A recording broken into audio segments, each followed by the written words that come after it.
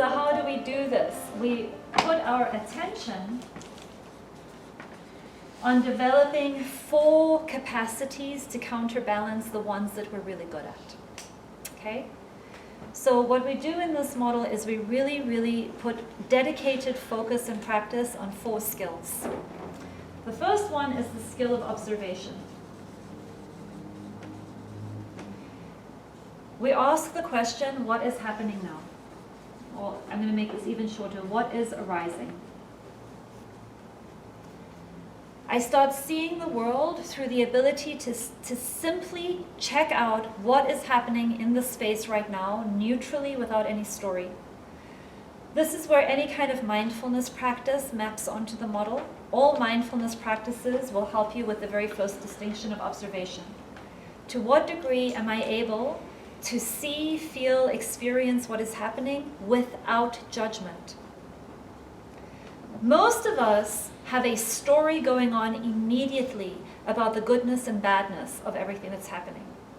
I don't want you to get rid of that. I just want you to be able to have more of a dual processing where my story and my interpretation can run over here and I can watch and observe it, but my neutral observation is actually in charge, where I can watch both my story and the meaning that I'm making, and also stay very grounded in the neutral observations of what is actually arising without getting attached to my story.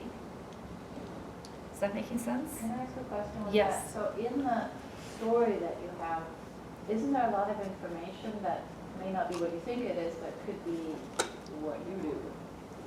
The story, from the way I teach this, the story is actually very important. Mm-hmm. Okay? But I don't want to get into too much of that right now. Okay. We use the story as our stepping stone into the data that I'm going to map out here, which is why I'm very careful to say, do not vilify anything that you think of as in the jackal world. Don't vilify it.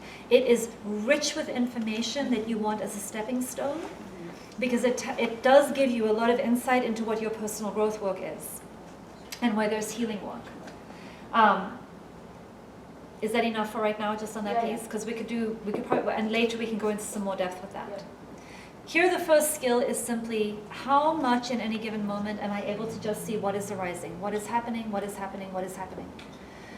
At practice group last night, somebody spoke for about half an hour about a lot of distressing things that were going on in their lives. And we had one person in the circle watch only for observations.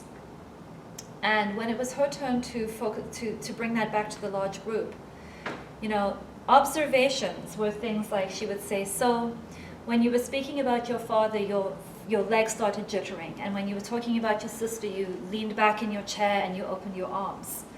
And I noticed that when somebody made such and such a guess, you sat forward and your body kind of collapsed. And she had a long string of simple observations of what she had seen happening in the course of that half an hour. And that person said that there's no other thing that is more powerful to her feeling deeply seen and heard than that practice of neutral observation. And what so many of us do instead is, it sounds like you really have issues with this and that such and such is pain. We reflect back all of the interpretation and analysis of what we're hearing, and it's very, very difficult to simply stay with, I saw you do this, I saw you do this, I noticed this, I noticed this, I noticed this, and offer it back on a platter for that person to make the meaning. Okay? So that's what we're doing here. In the jackal world, we're going to analyze them. We're going to say, I just think, every time you talk about men, you seem to get anxious, and so I'm wondering if you've got some, unresolved issues with men and anger issues, and, we share that way. This is different. Neutral observations. Okay? Second piece. So what is arising? You need a mindfulness practice of some kind. And the reason that we start with observation is that we are really interested in getting to shared reality. The need that this is designed to meet is some sense of shared reality. What would you characterize as a mindfulness practice? Meditation, yoga, therapy, walking in nature. I mean, there are all kinds of things. Dancing can be a mindfulness practice. Anything that allows you to sort of settle in and observe and witness what is arising without judgment. Anything that gets you really deeply connected and grounded to a witnessing, present observer self would, from at least the way I would think of it, would qualify. Yeah. Do you have a different definition or another way of? For the sake of what we're doing, Yep. I thought it'd be nice to hear you say. Yep, great. Prayer, mantras, anything. You know, different people, different traditions will have different. Drumming can be a mindfulness practice. Okay, so that's observations.